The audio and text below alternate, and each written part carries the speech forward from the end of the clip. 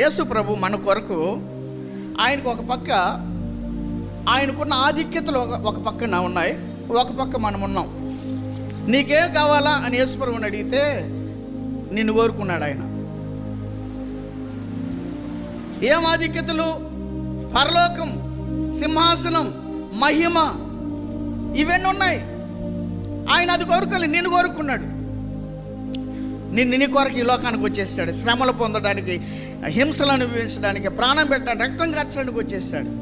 మందిరిత ఇక్కడ 1,00,000 రూపాయలు పెట్టి, ఇక్కడ ఒక యేసు ప్రభువుని పెట్టి నీకేం కావాలంటే నువ్వేం కోరుకుంటావు? ఏమయ్యా ఇది చెప్పాలా? ఏం కోరుకుంటావు? చెప్పలేదే, టైం అయిపోయింది, చెప్పండి. ఏం కోరుకుంటావు? అది మన మనస్సు మారాల. దావీదు అంటాడు, నీవు నాకుండగా లోకం లేది అక్కర్లేదు. నువ్వు ఉంటే చాలే, లోకంలో నాకు అక్కర్లేదు, నువ్వు ఉంటే చాలు, అన్నీ వస్తాయి నాకు. నేను కోరుకోవాల్సిన అవసరమే లేదు. కనుక డబ్బుని ఎక్కువగా ప్రేమించబాకండి. డబ్బు అవసరమే, కానీ డబ్బే కాదు, జీవితం కాదు. దేవునికి ప్రాధాన్యత. వాళ్ళ విగ్రహారాధన వైపు వెళ్ళిపోయారంట.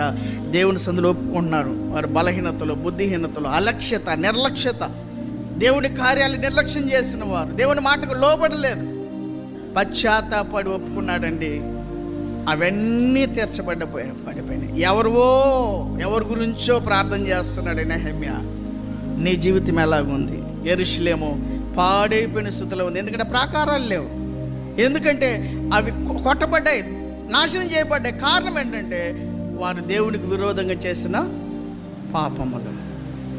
నీ వ్యక్తిగత జీవితం ఎలాగుంది? ఎడారిలాగా ఉందా? పాడైపోయి ఉందా? ఏమండి, పతనం అయిపోయిన స్థితిలో ఉందా?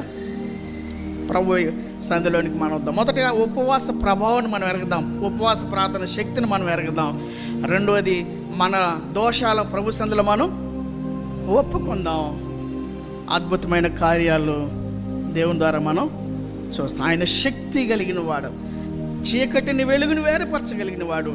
నీ జీవితంలో నిన్ను నష్టపరిచే వాటన్నిటి నుంచి నీలో నుంచి తీయడానికి శక్తి కలిగిన వాడు, సమర్థుడు. నీ కన్నీటిని తొడవడానికి, నీ కష్టాల నుంచి విడిపించడానికి, నీకు ఆరోగ్యం ఇవ్వడానికి, నీ బలహీనతలను విడిపించడానికి, ఏమండి నీ ఇబ్బందులన్నిటిలో నుంచి నిన్ను విడిపించి నిన్ను నెమ్మదిగా, సంతోషంగా, యోగ్యంగా నిలబెట్టడానికి ఆయన శక్తి కలిగిన వాడు.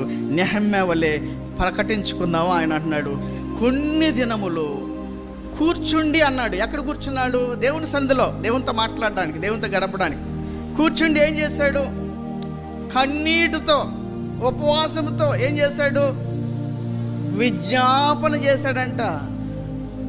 ఏ విజ్ఞాపనకు ముందేమున్నాయి? ఒప్పుకోలు ఉన్నాయి.